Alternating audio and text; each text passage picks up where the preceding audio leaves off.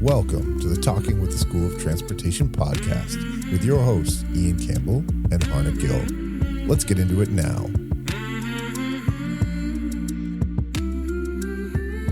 Welcome back to the Talking with the School of Transportation podcast. I'm Ian Campbell, and I'm here with Harnek and Ian. We are presented by Centennial College. I think I got it right this time, Harnek. That's right. We're presented by Centennial College, as well as, who else have we got in? Mercedes-Benz? Not yet. BMW? Don't throw these names out there. We got to get paid first. Snap-on, Console Lab, like what can we get? We got to get somebody. Yeah. Major League Baseball? What? Somebody's got to support us. Get the Jays on here. The we Jays. need that sponsorship. Did you hear that voice? We get the Jays. That's one of our level 2 students. That is Jakob Lee. You got it right this time. Perfect. How's it going, guys? Jakob Lee. And also with us is Madison Wardle. Hey, guys. You two are level 2 students in the apprenticeship program, block students, and we have you guys joining us today to hear about what your experience is, because we've had on a number of other instructors. Yeah. And we wanted to get the opinions or the viewpoints from students. Yeah, this is actually a request from Noah, one of the level 3 guys that wanted to hear some student perspective on the podcast. So I thought it was really cool. And I think we got 2 great people. I'm currently teaching them the AC law portion of their level 2 apprenticeship. And yeah, let's hear some information from them about how to be apprentices and how level 2 is going, how block's going, because we do have a different variety of ways to get your apprenticeship or schooling done, right? That's right. There's day release programs and night release programs. Night release, There's forget about that. Saturday day release programs even. It's true. Who would want to do that? Mr. Volpe. Yeah, that doesn't sound very fun. Good way to spend a Saturday down at the college. I mean, it is good for money, though. You get a full day. Doesn't affect your work week. Yeah. And then there's, of course, diploma programs. There's so many programs. For anyone who doesn't know, what a block apprenticeship is students will come to school and, they're currently employed. So they're hired working in the trade, and they will take a break from working and come down to school for 2 months, 8 weeks. And they'll spend that time in classes. And people like myself and Mr. Campbell here will bore them about AC law. Yeah, they're laughing. Bore them. We're not allowed to say boring subjects. No, we can't. What about an engines? It's actually my favorite subject. What about your engines class? You talk about boring there. Oh, there you go. There's your joke. There's your joke. Okay. No, block release is definitely, preferred for me. Yeah? Why so? I like the one a little bit more fast paced. I don't know. I feel like when you do your day release, I've heard, because it is very, very spaced out, and that there's a lot of learning you have to do on your own. I'm someone who prefers being taught. I don't mind the class scenario and just hands-on too. I like being able to have my theory class and then I can put it right to the lab class, versus if you have the day release, it might take a while to get to that lab. Especially over COVID, that was a big factor with the labs. I just missed that, but you guys just missed the COVID factor. I think we were the first year back of regular in class. It was a small class though. Like we said, it was about half the people. Okay. Yeah. Still split up into 2 classes though. So we'd have 10 people in our lab class. Cool. Versus now the 20 in each. Okay. So I feel like Ian, you and I have already done too much talking and we haven't heard from Madison at all. I know Madison's just very quiet there. So do you have a question for her? Yeah, I'm going to start off with, this might be a bit of an uncomfortable question with one of your teachers here, but which subject do you think you struggled the most with, or what concept that you've covered in level 2 that you found a little bit more difficult? I would say probably transmissions. I remember in first year as well, that was usually the class I had to work a lot harder in. I find I work at a dealership, so a lot of the time when we have issues with the transmission, we just straight replace it. I think that's kind of the way that the industry really goes. So we never really get to take it apart and kind of see the guts of the transmission and see how it works. So that was definitely something that was a little bit difficult to keep track with. And then also at the same go, in order to learn it, you have to learn how it used to be. So a lot of the time, in lab, we were working on a vehicle that's from the 1960s. And Right. it's like, this is like 60-year-old technology. I love this statement because I completely disagree. With which age, part? the 1960s factor. Because I'm like, everybody's like, oh, that's from the 1960s. I'm like, yeah, and you can't figure that out. If you can't figure that out, a 9-speed is going to be really hard for you. I was going to say, I agree with you there. Yeah, it's kind of just learning the basics, right? Yeah, it's like you got to start there, or else it's going to be really tough. Like in a ZF, brand new transmission. Yeah, there's a lot going on there. I'll probably never take one apart, to be honest with you. Like, but some people will. It's mostly those transmission shops that do it now. I've never seen like at my dealership anyone take apart a transmission. Most are going the way of re and then sent out. Yeah, I get rebuilt. I just had a conversation with my students about this over break, and we were talking about the exact same thing. Where typically what we're doing is putting units in or reman units, even at the dealer. But we were seeing a high failure rate of the reman units to the point where it made more sense to actually just rebuild the units.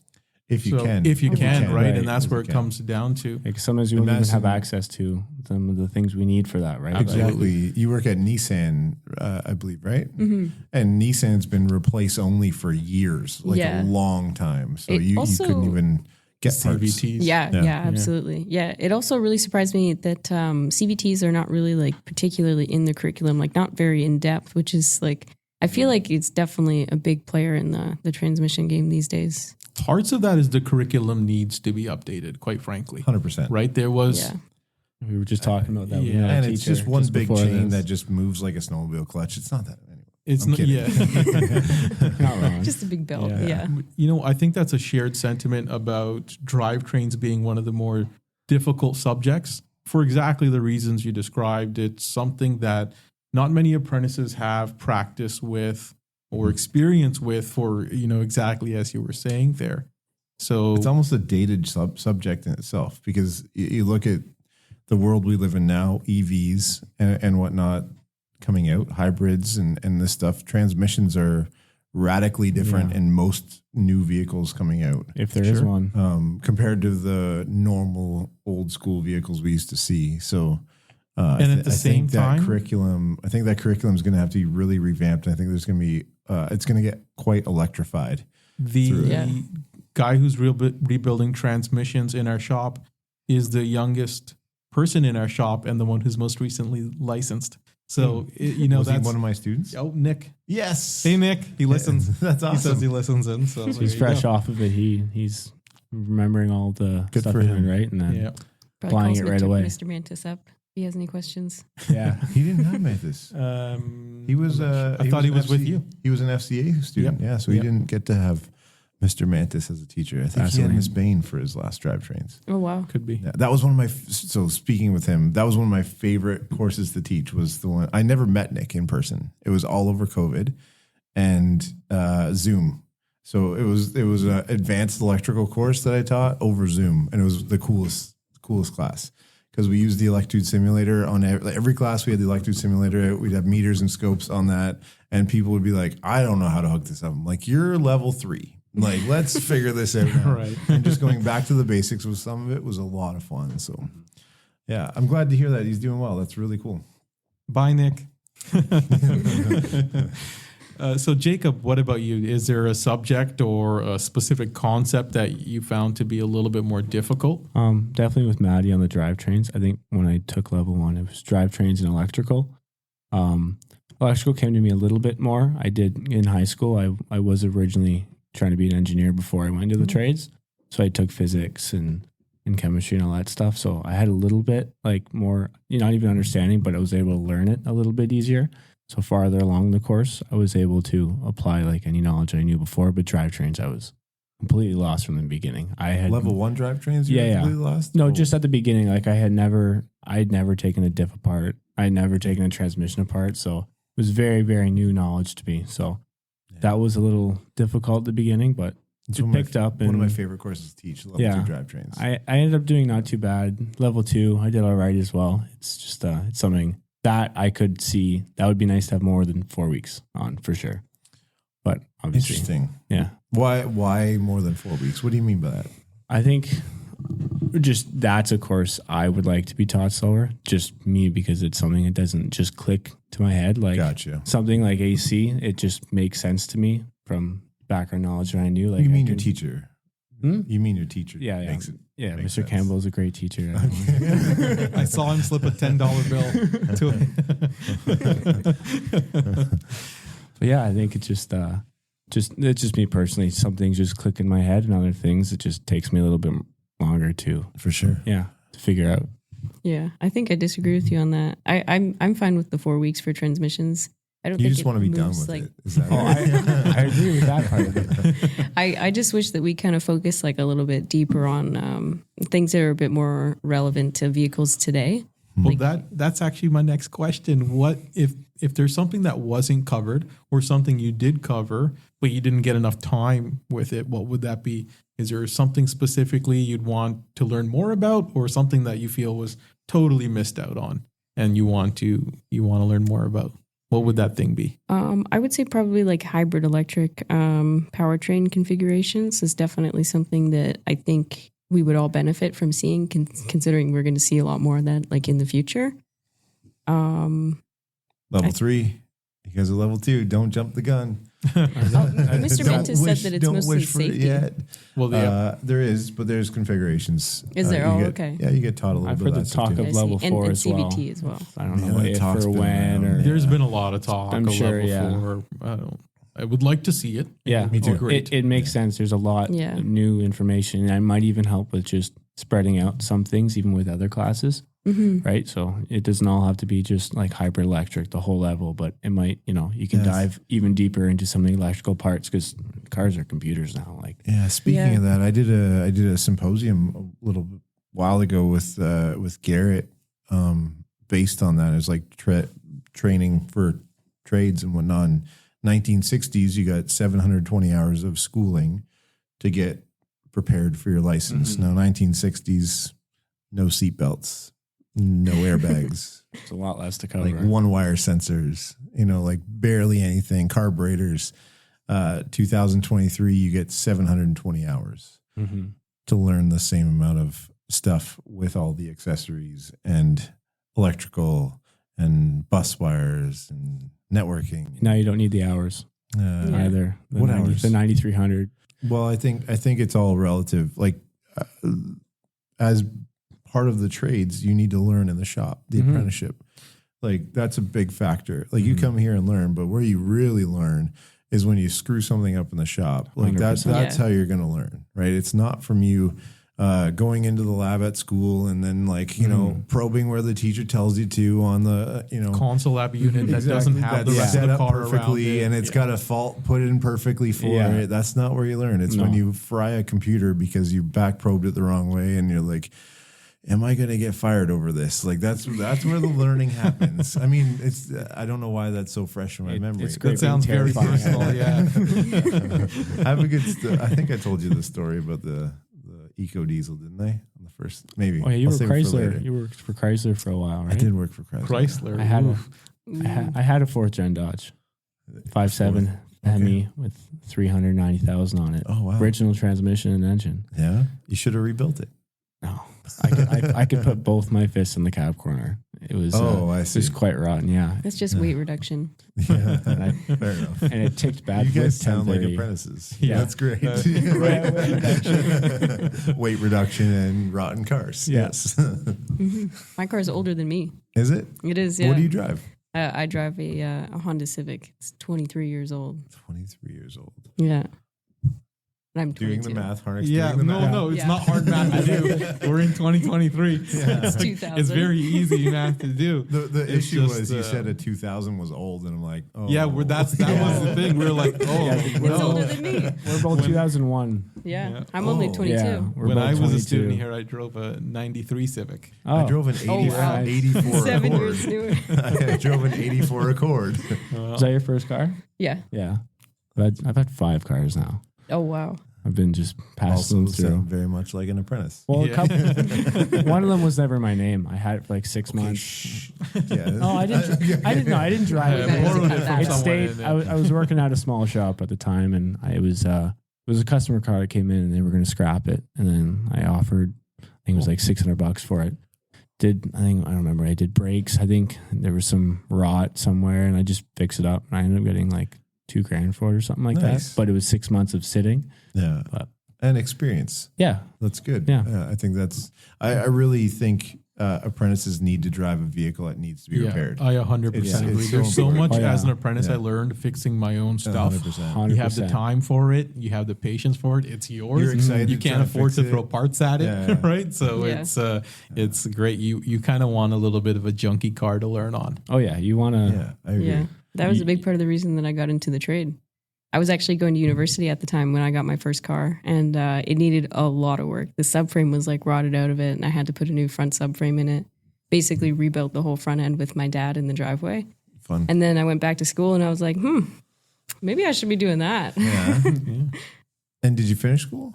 I have a couple courses left to finish. I'm still doing them online while Cool. I finish my apprenticeship. Yeah. Oh, And wow, you're doing both. Yeah. good for you.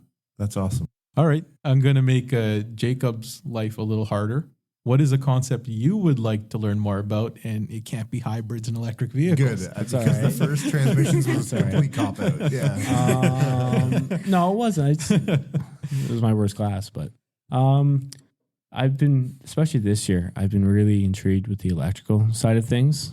Especially from struggling with it last year, it's been making a bit more sense to me, and I've had some more time because I work at an Audi dealership where I've been doing things like that, even just doing updates, going through, like I have to do this part of the update through CAN bus and this part through do IP, and I didn't know what any of that meant, right? And how that communication worked, and learning now what that means and how that all works. Now when I go back to work, I'll have a better understanding when I'm actually doing this, not just reading off the piece of paper what I'm supposed to do. So I don't think there needs to be more about electrical in level 2, but it's just something that intrigues me, and I think it's gonna be cool. Level 3, learning a little bit more about it too, diving a little deeper. Networking. Yeah, Right? Networking. Bus yeah, we do a networking, little and bit. that's- We learn the basics of CAN bus and LIN bus, which it's pretty cool. Like how that's going around now. You said curriculum development and changing curriculum. I think networking needs to be put into level 1. Like it's so introductory now to most vehicles on how a module communicates with another module and stuff. Yeah, So like in level Yeah. 2, we go pretty. It's just basic what we learn about it, and I don't see why they It's couldn't do not- that so- into level 1. Like you don't dive deep into it really.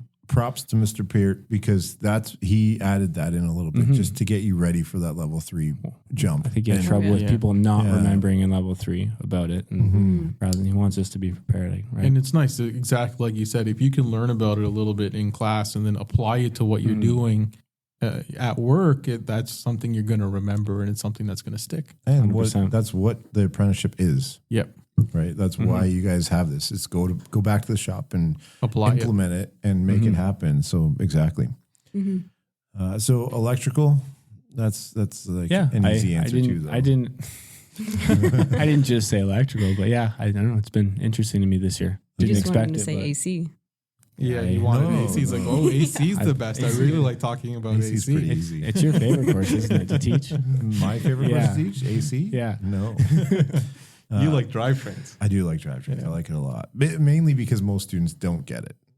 So I like going in there saying, we'll figure it out. Yeah. And then It's by the sometimes end, that's the challenge, is how do I present you something you Yeah. won't understand It's a lot of in a fun. way you're going to understand and try to enjoy it, hopefully. It's a good feeling too, I bet, for you when you can see the progression from students. when you see students hit that moment where they're like, oh, I get that now. Yeah. Like it's fun. And like you hand them the part and say, make it spin in first gear. And they're like, why is this going backwards? And it makes sense eventually. And that's a lot of fun. So yeah, that drivetrains level 2, which you guys had, is my favorite course to teach for that. I think there's a lot of information in there and it's a lot of fun to try and get it out and explain it. a lot of it's going in and out already, to be honest. Well, I hope not. No, not all of it, but I don't apply that a lot at work. You probably won't apply it a lot at work, No. but it's a basis for diagnosis, I think. And if you can understand how that operates, even in the slightest, it'll help you confidently call a transmission instead of the module, or confidently call the transmission instead of a wheel speed sensor being faulty, Right. causing some traction control issues that, it changes a lot when you understand what's happening within it. So Well, and going back to the driving a car that needs to be fixed all the time. yeah. I eventually, hopefully in the coming years, would like to get a track car, something like that. Like not something crazy, but Sure. something nice where, say I blow the transmission, I can go and try to rebuild it, learn from that too. And That's huge. I think that's huge as an apprentice. I think it's really important for sure. I think also I started at a small shop, which I think was good for me. Yeah. I was introduced to a lot of things that I don't think I would be at least as fast in a dealership position. And you've only been at dealerships, Madison? Yeah, actually, it took a while for me to get started in my apprenticeship. It just was really hard to get a shop to kind of take a chance on me a little bit. So I kind of bounced around. I tried to detail to get my foot in the door, and then eventually I got the chance at Barry Nissan. They really believed in me and encouraged me, and yeah, I've been there ever since. That's great. I think that's kind of a thing for apprentices too, and maybe you can speak a little bit more on that. It's getting in. Like, how did you end up getting to Barry? What was that journey like, and what could you give advice to other students that are kind of starting out or trying to do this? What do you think? Yeah, it was definitely quite the process, and everywhere that I went, I didn't really see a lot of women in the shops, so that was another thing too. Sometimes I would go to job interviews, and they would just ask me questions about oh, how would you feel about sharing the same washroom as the men, or that sort of stuff. And I'd be like, well, do you want to know what I know how to do, or what I'm interested in? Are we going to get fired if you have to share a change room? Yeah, I'd be oh wow. Logistically, sometimes it's not up to the times that it needs to be. Maybe. Yeah. I'm are you really that worried about the people that work here? Right. Well, depends. Yeah. But yeah, it took a while. I remember I was detailing for a bit. I kind of made some connections in the industry, and then I just waited. Actually, funny enough, Barry Nissan wasn't even really technically hiring at the time. They'd already hired their apprentices, and then I came in and dropped off a resume, and I was like, hey, I kind of introduced myself, and I sat and talked, and then they called me back a couple weeks later and offered me the job. But I was still kind of handing out resumes and trying to get my name out there, right? That's the best way to do it. Just go to a place, talk to them. No, at least for me, any job that I've gotten, emailing a resume, it's so easy for someone to just look at the email and let it go past, right? I've learned to just go into a place, talk to them, be confident about it, and then I think it makes you look good. It could put you a little bit ahead of someone that maybe has the same as you on a resume, but you had the initiative to go in, right? Exactly. I was going to say just that shows the initiative. It puts a face to the name, and if you were able to sit down and present yourself in a respectable manner, or you can convey that you're someone that we would want to hire or bring in, right? So I think that's huge. And if there are, apprentices that are looking to or having trouble with finding positions, it's, you got to go almost door to door, shop to shop, show up and say, hey, if you are hiring at any point, please consider me. This is what I can do. And if, roughly you had to guess how many shops you applied at, could you put a number to that?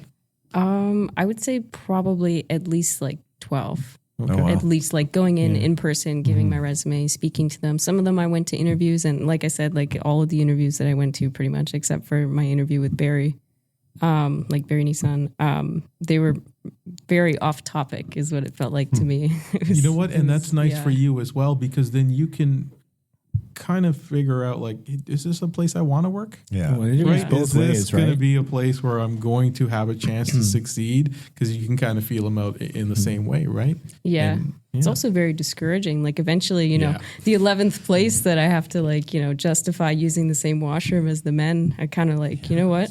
Maybe I shouldn't be doing this. Holy, maybe I'm a little out of my league here. And, I thought it was something that I would really enjoy. So I tried to stay with it. Tried to kind of keep my options open at the same time, but it was something that I really wanted to do, so I just kept trying and trying. Yeah, and that's it, right? There's tough times, and you kind of just you push through, and then eventually get to the point where you're happy now. You're at a shop you like. You're doing very well. At least that's what Mr. Campbell is telling me. Yes, I think both these guys are fantastic and will do awesome in the trade and beyond, possibly not just the trade, because you never know.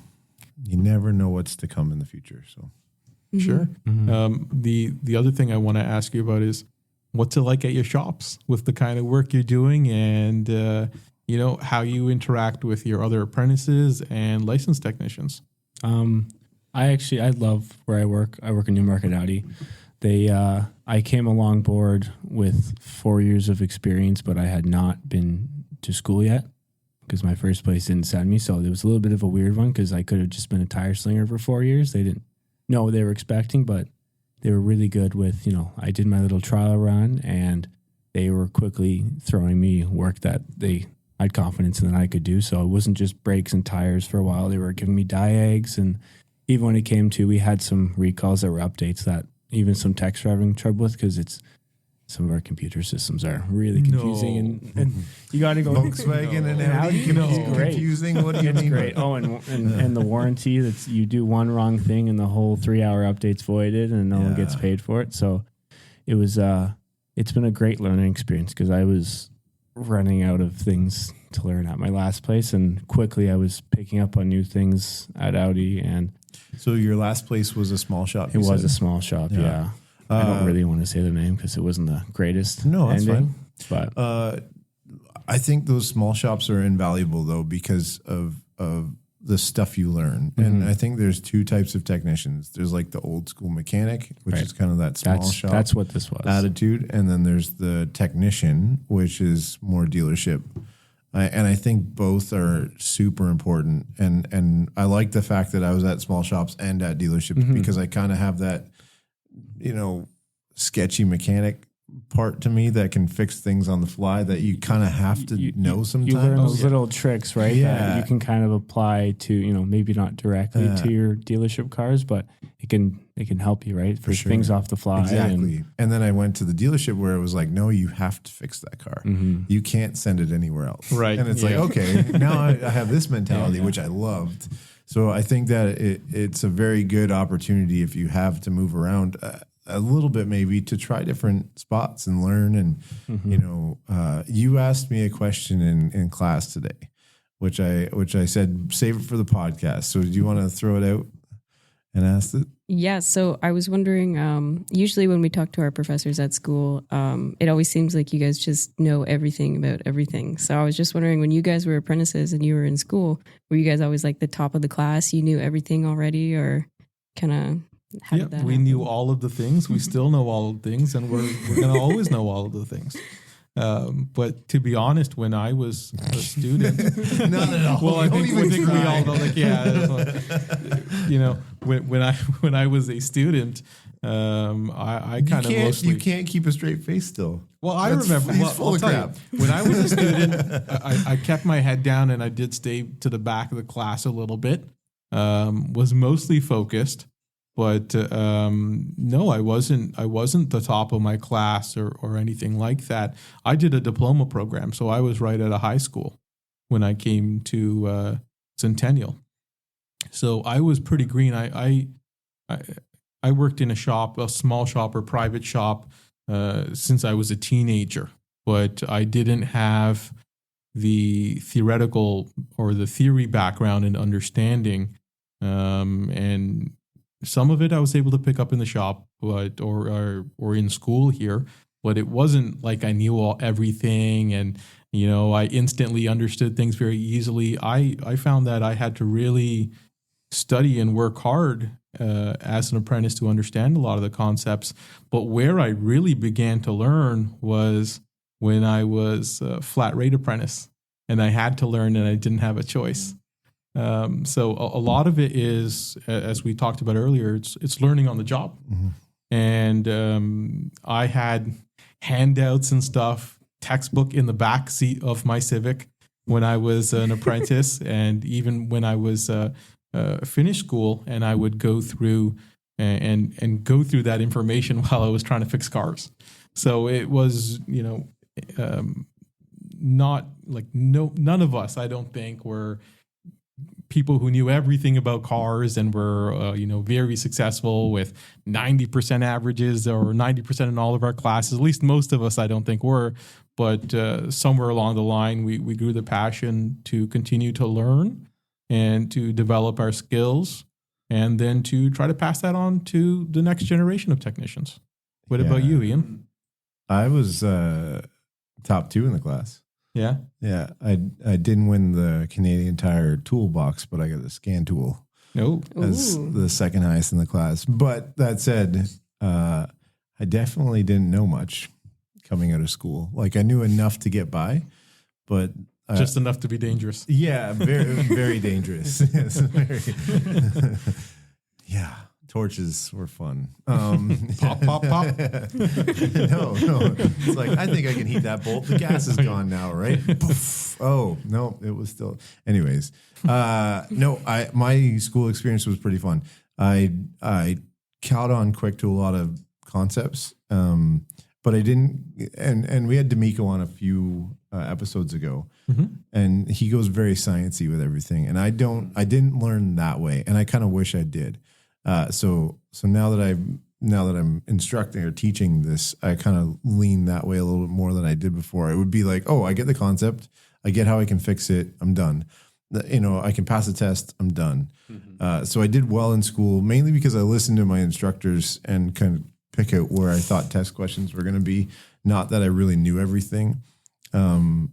But I also came right out of school. And I did 8 months straight. So it was like a different thing. It was a Canadian Tire program. I wish they still did that. I don't actually. Like they still do. I think they still have a 42-week Level program. 1 and 2, I think they do. Is it? Still. The co-ops do that 8 months on, 8 months co-op, 8 months back. That said, like I missed out on a lot of learning in between those blocks that you guys get. Because I think it is good to be able to apply what you learned. Yeah, like I had a week here and a weeks. week there that I'd go do tires and make money at, but it wasn't like I was learning anything. Then I was basically, I did a year apprenticeship, and then I wrote and was a cocky punk that barely passed. But yeah, and then I was thrown into the wolves saying I'm a tech now. Here's the flat rate, go nuts, and I didn't know squat. Like that's when I started to learn. Was after I was licensed. That's a scary label. For sure. What's that? It's a scary label when you first get licensed. You're like, you're licensed tech now. It's like,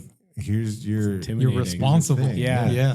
And you are responsible. Yeah, it's absolutely. a big deal. Like we're teaching law and what you can deal with in that WPP level 2 course, and you are responsible. So be wise. Yeah. So no, I did well in school, but I didn't know everything. And I'd say I know less now overall than I thought I knew then. Yeah, because the more you know, you realize there's like so more much you don't more know. to know. And as like it's easy to try and impress people by just experience because we've been around it for a long time. But the depth of things, that's where I lack, and I look forward to learning more so I can keep trying to help. And I think if we go back to our first podcast episode when it was just you and me talking, we said, if there's one thing we'd both like to learn more about, it was EVs and hybrids. That's true. Yeah. So there is on us too. Exactly. Right. It's there's still a lot for us to learn. There's so much in this industry. No one's going to know everything. Yeah, I was watching a show or something, and I was looking at this old tech dealing with a motor. He was tuning a motor, and I was just looking. I was like, man, that guy knows so much just about that motor that I don't know. And I know a lot about engines. I worked at a machine shop and built engines, and I'm like, but there's so much going on in that engine that I don't know about. I can build one, I can make it work, I can make it go fast, but I don't know a lot of stuff in there still. Like, and it's just the depth of it and how deep you can go with stuff is really neat. So, but how much does that guy know about AC law? Probably a lot. He looks really smart. Yeah. I don't know. No, I think the hybrid electric stuff. It's just courses that dealerships will do, right? Like, I work with guys who go away and do their program for the specific model that comes out, right? And it's for anyone else, like especially getting into the trade, and it's like it's a lot of knowledge you miss out on from the beginning. That you kind of just depends on where you end up for you to learn. Well, there are a lot of courses offered in the aftermarket, and actually Centennial does training really good for EV that as well. training. Really good cool. EV training, and that's taught by Mike Lomnicki, which we'll have on soon. Yeah, and we'll learn more about EVs and hybrids. Yeah. So there are a lot of resources out there to learn. I guess one of the difficulties is your shop willing to send you?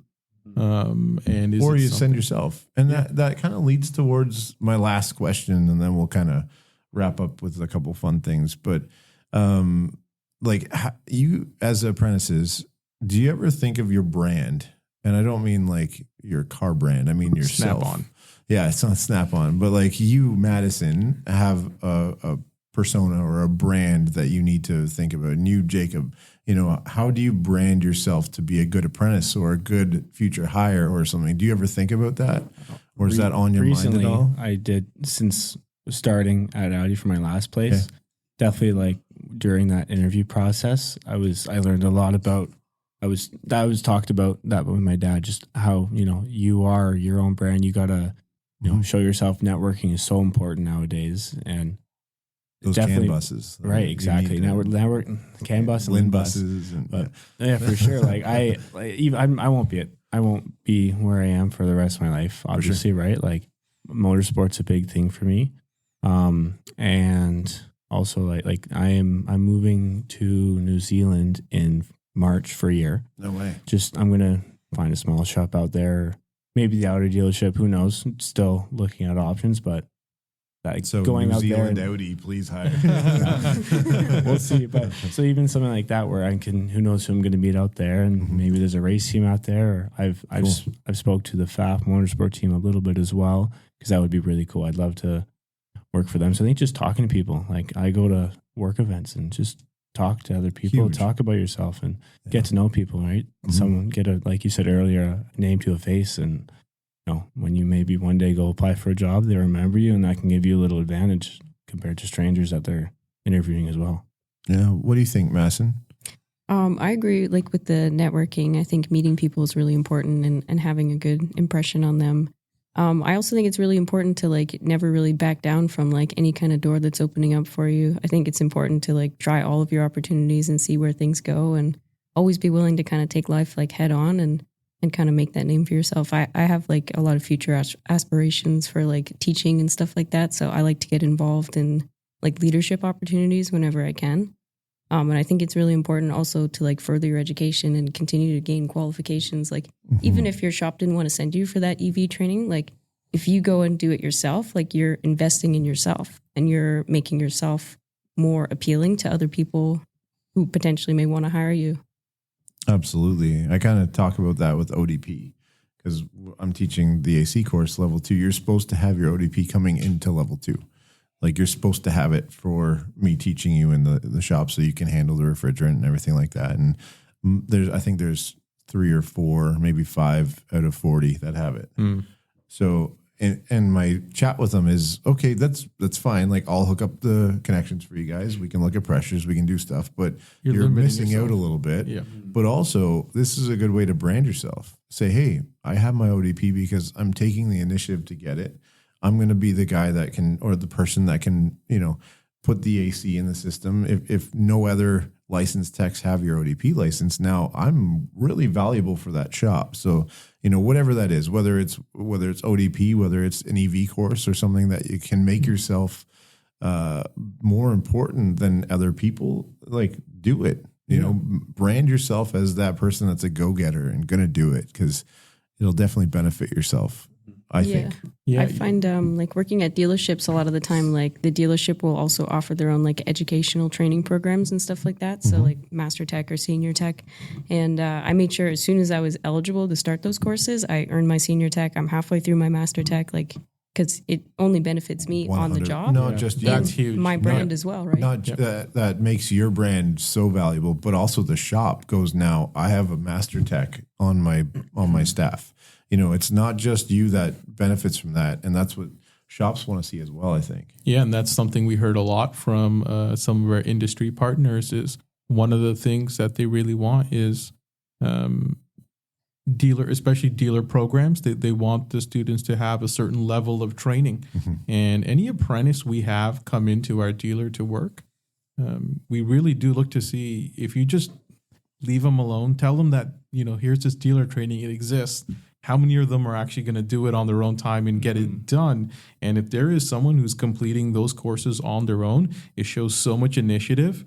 And as a licensed technician, I'm more willing to work with someone who's putting in the work themselves and help them learn and understand more versus someone who's like, well, why should I do that on my Saturday or Sunday? Because ideally you care and you're interested, right? I think that's a big part of it. Myself, when I was trying to market myself, I guess I wasn't really trying to market myself per se, but it just came down to I wanted to be able to fix the car on the first time and make everybody happy. Not have a comeback. Right. And that's the thing. No comebacks. And that when I work on a car, if it does come back for anything, it's kind of like no one's going to say, oh, you screwed this up, because that's very unlikely. Right. And that's a big part of your reputation too. Aside from all your courses and everything, it is, can you fix cars? Yeah. Right. I think in the world. Oh, go ahead, Jacob. I was going to say, you can see how certain techs interact with certain people. Like I see it at work. You can, there's some apprentices that they might not give them the time of day versus others where they'll, if anything, they'll call you over if they see you not really doing a whole lot to show you something that they're doing right.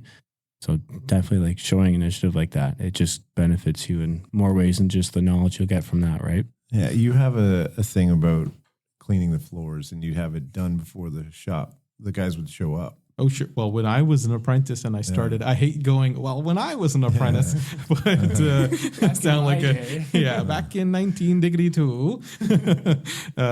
But when I started, my shift started at 8:00. I'd get there for 7:30. I'd start I'd get the oil drainers going. So we had this big machine that would suck the oil out of the oil drainers. Sounds like my routine. Yeah, well, that's running. I'm taking out the garbage and the scrap, switching the oil drainers as I go. By the time 8:15 rolls around, the shop is clean. All the garbage is gone. The oil drainers are drained. Scrap is gone. So when my boss says, or go to my boss, what should I do? And he says, take out the garbage and do the scrap. It's all done. So he'd be like, okay, well, go see what that guy's doing. Follow that guy around, right? Go work with so-and-so, and gave myself opportunities to learn and advance myself. Yeah, 100%. I mean, sounds exactly like my morning routine, right? We all do those morning chores, and then during the summer, I mean, I missed a really slow period with the timing of school, but during those times, right, you can only clean the floor so many times and take out the garbage so many times in the same day, right? So it's good to have even just a couple texts maybe you're a little closer with. Like I'd like to think I'm close with the techs that I work with, but obviously there'll be some where you feel a little bit more comfortable around than others, right? So to be able to work with them, especially if they're doing a big project or something like that, to be a part of a big, like even with the EV stuff, I can do a motor change with them, or at least see what they're doing, and they can walk me through it, right? And it's good to learn early. That's right. They stand by with that hook, and they tell you to do all the testing. Is it live? They got the suit on, and you have the multimeter in your hand. That's important too. And if you can be a trustworthy apprentice, you're gonna befriend a lot of techs. 100%. A lot of techs are lazy. I was one of them. I was like, hey, I had Ryan. If he ever listens to this, he was a former student here. And he was my apprentice for a long time. He actually got me the job here because he's like, you should teach. I'm like, get me a job. And he handed my resume to the coordinator, and here I am.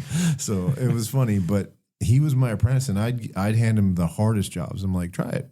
And he's like, what do you mean? I'm like, just go. Like, I don't care. We'll fix it together. Just go.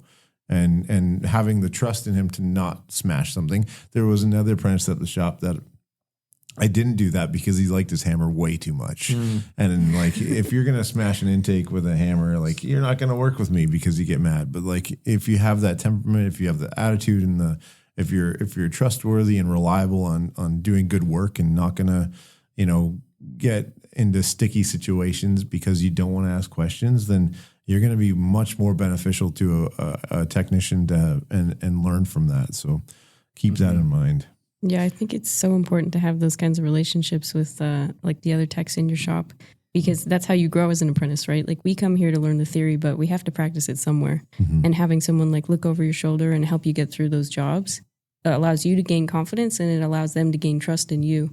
And I went flat rate after I finished first year, and I think that was one of the biggest reasons why, was because my work trusted me to be able to get those kinds of jobs done, because they knew that I would ask the right questions, and they knew that I would never let something go out the door if I didn't feel that it was fully done and ready to go.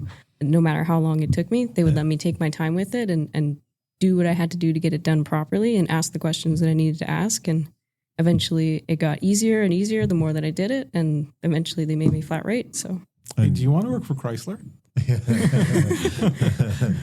Use a new apprentices. Well, that's awesome. This is the longest podcast to date. Yeah. How long have we been Oh, going wow. for? An hour and 3 minutes. Now, Wow. a bit of that's going to get cut out. Yeah, that's true. But this is pretty cool. I have 2 questions to end it with. And have you listened to the podcast? Because you I will know what haven't. those I meant questions to are. because You Mr. haven't? Mr. Pert told us about his. And I haven't listened to it yet. Oh so my goodness. Uh-oh. You Anyways, tell us okay. every week you're going to post it. You never post it. Post Oh, the The link. podcast. Oh, You keep saying, no. put it on yeah, our, you keep saying, Eastern oh, County. yeah, No. I'm going to post it, and you never Ian. post it. It's on Spotify though, no, isn't it? I mean, if I don't know. I for didn't get a those link. listening, to find it on Spotify or Apple Podcasts, No, you got to send them the link. I will send the link. Talking with the school. Jordan transportation. listened. I love it. Yeah, Jordan's listening. lazy Jordan mechanics listening right Yeah. now. now. He's in the wall. Yeah.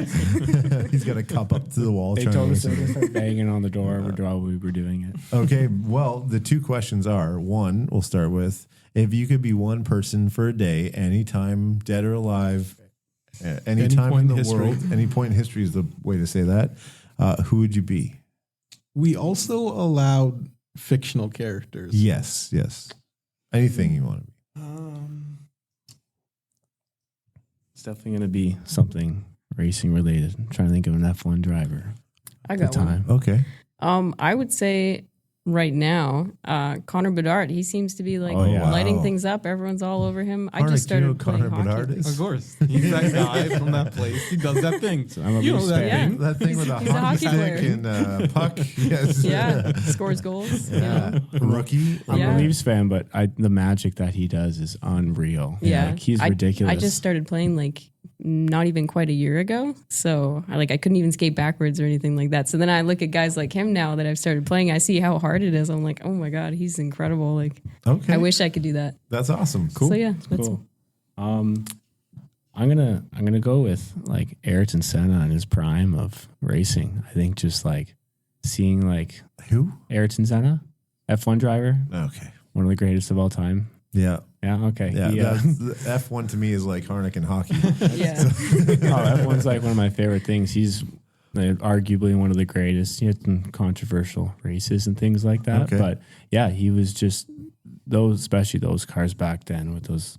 What era is this? So this is early to mid 80s, I Okay. believe, if I remember So correctly. way So before you were born. way before I was Yeah. born. I've watched documentaries and things about that. Just Okay. the feeling I can only imagine he gets after winning a race like that, and he was very successful. And yeah, probably that. That's Cool. Those That's are pretty some cool. of the best answers. They we've are the had. best. Forget Yeah. faculty. We're Yeah. getting students on here for those answers. Right? We're going to like shove them in. Okay? Yeah. The voice is gonna random change. Student in the hall. Come here. Yeah. Who do you want to be? Okay, your other question. All right. The second question is, if you could have one vehicle is a broad statement for a day, what could it be? It could be a G5 jet. It could be a little scooter. Yeah, little scooter. Wow. A little scooter. That's what they want. I mean, you never know. You never know. Yeah, I want a Razor kick scooter for sure. No, Okay. See, I wasn't wrong. Just like my daughter. Perfect. Yeah. flying is pretty cool. Actually, just my neighbor just took me out. He's a pilot, so Okay. I thought that was pretty cool. But definitely still could be a car, a Porsche Singer 911. Okay. It's the dream car. It's amazing. It's That's exactly what I need. That's Yeah, that's exactly what you need. Yeah, That's what I need. Give me that. I'm happy. All right, Madison. I would say a '67 Mustang Fastback. Okay. I There we go. remember- That's more my I didn't pace. take you as a 67. Mustang girl. 67. Okay. Yeah. Why 67? I remember being like really little and going with my Nana and Papa to like car shows, like, you know, the little Sunday Yeah, night yeah. car shows, and we get some ice cream and walk around. And there's a picture of me. I'd have to find it somewhere, but I was really, really young, sitting in the front seat of a '67 Mustang Awesome. Fastback. Cool. Awesome. Yeah. I love that. Mine's Eleanor. Yeah. The Mustang from It's pretty cool. 67. It's not a I- 2000 Honda I- Civic? I respect that. It's a Yeah. cool It's not car. a 2000 It's not a- Honda No. Civic. No. 1993 Honda That's Civic. cool. Yeah. What about Two-door. you? 1.5 liter. You got asked a question there, Harnek. Yeah, what's your any vehicle? what are you taking? This is a tough one. Have you for me answered it because- on the podcast? No, I before? haven't, and I Oh. was actually hoping I never would have to. Well, there you I go. was like, excellent. And the I'm the student host. I'm asking Called it now. out. Yeah, I was I like, love even as they were answering the question, I was like, perfect. I'll never have to answer this. Yeah. But that's a tough one for me because there's all these like American muscle cars, and I'm terrible at this kind of stuff because I don't have favorites. If it was up to me, I'd have a fleet. Yeah. Quite frankly, I'd have For a day. fleet. Yeah, for a day. Like, Jay Leno, give me your garage for a day. That's my answer. Well, what's one of them? One example. So any of your classic 60s Impalas, Yeah, yeah. honestly, I'd say, give me one of each year. Yeah. Because I can appreciate the changes to the body just like year to year. And You're like the guy that can see it from far away and be like, oh, that's a 67. It doesn't Right? have this on it. Or and it just, honestly, like just makes me happy. I'd need a fleet. That's my answer. And I'm sorry, but I'm different sticking day, to it. different year. All right. What about you? Any vehicle at any point? I'm going with like F-16 fighter jet. Oh, wow. Yeah, Do you Top Gun. know how? Oh, to, wow. Do you know how to fly that? I don't care. Do you know how to fly I'll be Tom Cruise in Top Gun for a day. Like, yes, I will be Tom Cruise I for think a the day. vehicle comes with the skills, right? To operate You know what? it. Yeah. It's like the Matrix. I just get Sure. it downloaded. Downloaded We're it, good to yeah. go. Nice. What about the mustache? Are you Which going to have must- the mustache? That was Miles have Teller. to. I'll be Tom Cruise. I'm old now. Oh, you're going to be Tom. Oh, okay. Got it. We'll get you some I aviators. can't do that. I feel like they all had mustaches. Well, that does it, I think. That was fun. Yeah. So, level 2 apprentices, Jakob Lee and Madison Wardle, thank you so much for joining us. Thanks for listening. This is cool. It was great to hear from you I'm guys. Yeah. excited Thank to you. get more students on, and I'm thankful that you guys are the first. And I think that ends it. So until next time, please like, subscribe, whatever you do on podcast. I should figure out what people do. Download. They just need to listen because that counts as a download. Okay. We're doing pretty well. We got some, can get likes stats on it, back, I think, too, and yeah, but reviews are big. So if you are able to put a review in, let us know what you think. Only if it's good. Don't tell us what we need to fix. and all that stuff. So thank you so much for listening. Until next time, Bye, Nick. bye, Nick. Bye, Is Nick. that the ending? Bye, Nick. Every time. Thanks for having us. I appreciate the extra 20%. Oh, wow, that went up. I said 5, but man. He told me one. Yeah.